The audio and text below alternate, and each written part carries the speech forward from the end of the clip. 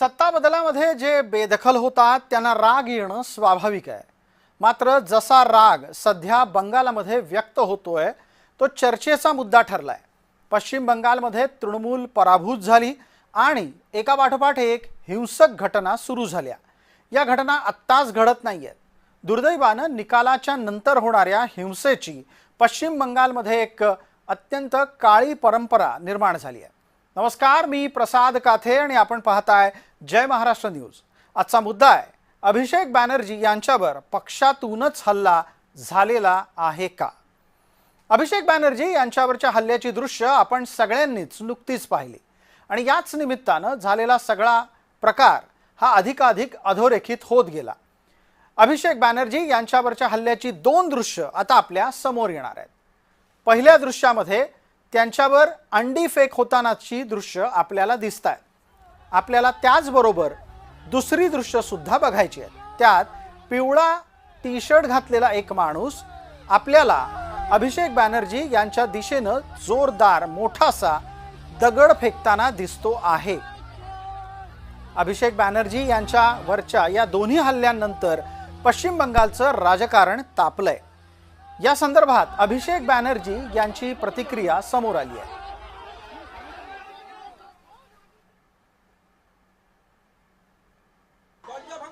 They want to kill me. They want to kill me. They want to kill me.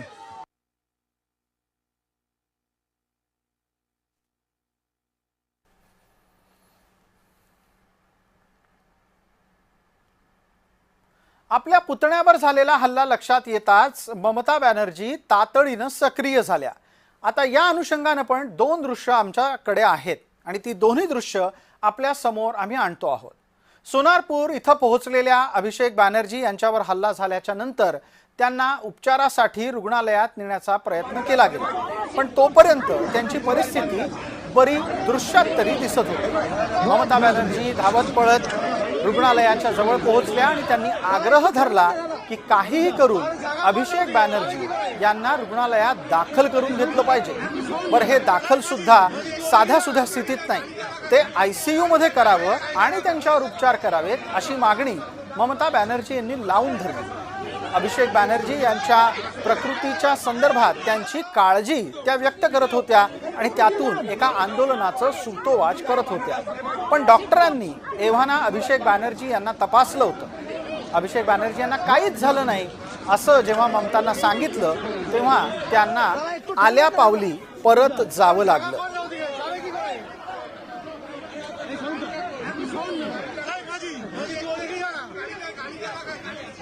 हा सगळा प्रकार पश्चिम बंगालमध्ये अधिकाधिक चर्चेचा मुद्दा ठरतोय आणि आपल्या सोबत या निमित्तानं जोडले गेलेले आहेत सोमेन मुखर्जी। सोमेन मुखर्जी हे पश्चिम बंगालच्या एकूणच राजकीय घटनेचे विश्लेषक आहेत। मराठीतून ते खास आपल्यासाठी उपलब्ध असतात। सोमेन बाबू, एक गोष्ट सांगा, हे सगळं जे काही घडलं त्यात ममता बॅनर्जींचं वागणं हे खरं होतं का नाटकी होतं? नमस्कार काते साहेब। नमस्कार। हा पूर्णपणे नाटकी होता असे दिसतंय, कारण गेल्या 2-3 दिवसचं जे घटनाक्रम आहे मी पाहिलं तर ते घटनाक्रमामध्ये सुरुवात कुठून झाली तर सुरुवात अशी झाली की विरोधी पक्षनेता विधानसभेचा त्यांचा निवडण्याकरता TMC तृणमूल पक्षाने एक बैठक बोलवली होती। ती बैठकमध्ये बरेचसे जवळपास 13 ते 14 आमदार उपस्थित नव्हते। म्हणजे ती 13 ते 14 आमदार उपस्थित नसतानाही त्यांच्या सह्या होता आणि ते सह्या घेऊन ह्यांनी विधानसभेचा स्पीकरांना दिले होते। ते स्पीकरांना देताना TMC पक्षाचाच 2 आमदार म्हणजे विद्यमान आमदार, एक संदीपन साहा आणि एक ऋतुव्रत बंदोपाध्याय, या दोघांनी हा स्पीकरांना हा लक्षात आणून दिला की बाबा हे 13-14 जण आमदार बैठकमध्ये उपस्थित नव्हते रेझोल्युशन घेताना आणि ही चुकीची आहे, म्हणजे हे धांदली झाली कुठे ना कुठे। ते गैर पद्धतीने म्हणजे सहीचे जालीकरण झालं। ती त्यांनी ऑफिशियली कंप्लेंट केल्यानंतर CIDने त्याच्यावर संज्ञान घेतलं स्पीकरच्या माध्यमातून आणि CID संज्ञान घेतल्यानंतर CIDने त्यांना नोटीस तपासणीसाठी अभिषेक बॅनर्जीचा घरी कल गेला होता सकाळी त्यांना नोटीस सर्व करण्यासाठी। अच्छा, काल नाही परवा। आणि जेव्हा त्यांनी गेले तर त्याच दिवशी संध्याकाळी ह्या सोनारपूरचं ह्या ठिकाणी अभिषेक बॅनर्जी पोहोचतात। एक आशय गुंडा म्हणजे स्थानिक इलाकेवर लोकांवर त्यांनी गुंडागर्दी अत्यंत दहशत निर्माण करणारा एक स्थानिक गुंडा ते मेला होता. सोमेंदा ह्याच्यातला एक मुद्दा पटकन विचारतो की अभिषेक बॅनर्जींच्या बद्दल बंगालमध्ये पण एवढा मोठा राग का आहे? एवढा मोठा राग आहे कारण ही जी आयपॅकच्या माध्यमातून पूर्ण संघटनेला टीएमसी संघटनेला बाजूला करून त्यांनी ज्या पद्धतीने पूर्ण दहशतगर्दी निर्माण केलेला, कटमनी, दहशतगर्दी, सिंडिकेट राज, माणसांना त्रास देणं, ह्या सगळ्या गोष्टी त्यांनी केली. अत्यंत हिंसाचाराचा त्यांनी प्रवृत्ती स्थापन केला राजकारणामध्ये. आणि ह्या सगळ्या प्रत्येकांनाही आमदार, सध्या टीएमसीचे आमदार, खासदार, नेते जे होते त्यांच्यातर्फे किती तक्रार असेल तरी ममता बॅनर्जी त्यांना कधी ऐकायचं नाही. म्हणजे पूर्णपणे ममता बॅनर्जीचे सपोर्ट होती अभिषेक बॅनर्जीकडे. जी, आपण जोडलेले राहा सोमेंदा. पुढच्या 2-3 बातम्या दाखवून परत एकपर्यंत आपल्यापर्यंत येतो. फक्त अभिषेक बॅनर्जी यांच्यावरच हल्ला झाला असं नाहीये. आणखी 2 दृश्य आता आपल्या समोर येत आहेत. तृणमूलचे नेता आणि कल्याण बॅनर्जी या खासदारावरही हुगळीमध्ये हल्ला झाला. हा हल्ला भाजपा कार्यकर्त्यांनी केल्याचा आरोप होतो आहे. पश्चिम बंगालमध्ये हल्ल्याचा सिलसिला यामुळे थांबलेला नाहीये. शनिवार रविवार सलग 2 दिवस तृणमूलचे नेते लक्ष्य झाले. तृणमूल काँग्रेसचे ज्येष्ठ नेता खासदार कल्याण बॅनर्जी हे हुगळीमधल्या चंडीतला पोलीस स्थानकामध्ये जाण्यासाठी निघालेले असताना त्यांचा भाजपा कार्यकर्त्यांशी सामना झाला. अटक झालेल्या तृणमूलच्या नेत्यांना आणि कार्यकर्त्यांना सोडलं जावं याच्यासाठी ते निवेदन द्यायला निघाले होते. पण निवेदन देण्यापूर्वीच त्यांच्यात संघर्ष झालेला दिसला. भाजपा कार्यकर्त्यांनी हा हल्ला केलाय असा आरोप त्यांनी केलाय.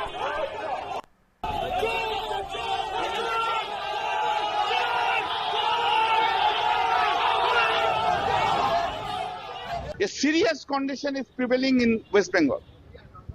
There is total lawlessness. This attempt today in the morning was attempt to murder me. Democracy has gone within 25 days. All the opposition leaders are being beaten up so that they cannot come. They are managing CPM to come on the road.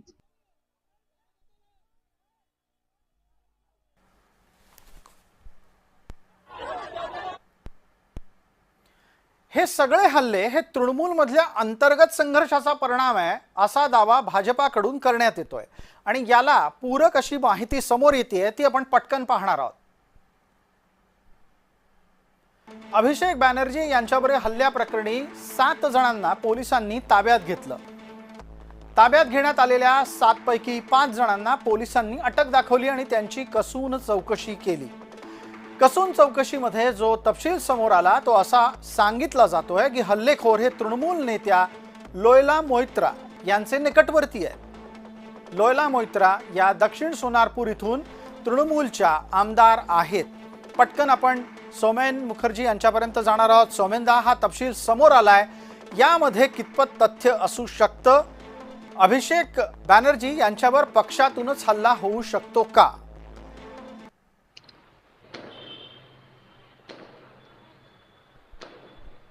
सोमेंदा बोला, तुमचा आवाज येत नाहीये.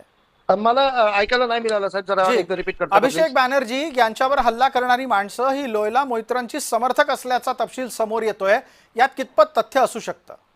हे पूर्णपणे सत्य आहे. कारण ते जे 5 पोरांना त्यांनी अटक केलेलं, हे 5ही पोरगा तिथे जे हल्ला करणारा ते 5ही पोरगा तिकडची स्थानिक पूर्वी विधायक हारलेले, ह्यावेळी हारले ते विधायक लाभुली मैत्र ह्यांचे सहयोगी म्हणून तिथे स्थानिक माणसांनी, जनतांनी तिथे सांगितलेलं. ऑन कॅमेरा बोलले. पोलिसांनी, सीआयडी वाल्यांनाही त्यांनी तपशील दिली की ही जी पोरगे होते 5, हे 5ही तृणमूलचे स्थानिक आमदार लाभुली मैत्र आणि जेवढा काउन्सिलर वगैरे त्यांच्या तर्फे ते हल्लाकडे नेहमी निर्माण करण्याचा प्रयत्न करणारा अशी ते 5 पोरगा होता. म्हणजे हे पूर्णपणे स्टेज मॅनेज दिसतंय. आणि कल्याण बॅनर्जीवर हल्ला ते सुद्धा नाटक सारखं दिसतंय. कारण एवढा म्हातारा माणसांचा डोक्यावर जगल लागली तर कशी पद्धतीने त्यांचा चोट येऊ शकतो ते दिसेल. ते परस्पर दुसऱ्या बाजूला उभा राहताना तरी हसताय. म्हणजे हे सगळे ड्रामे आहे. ठीक आहे सोमेंदा, धन्यवाद या सगळ्या प्रतिक्रियेच्यासाठी. आता आपण पुढतोय या कार्यक्रमाच्या समारोपाकडे. पश्चिम बंगालमध्ये सध्या जे काही सुरू आहे ते क्रियेला प्रतिक्रिया आहे का मुद्दामून खाजून काढलेली जखम आहे, हे काही दिवसात स्पष्ट होईल. तुर्तास इतकंच. आपण पाहत रहा फक्त जय महाराष्ट्र.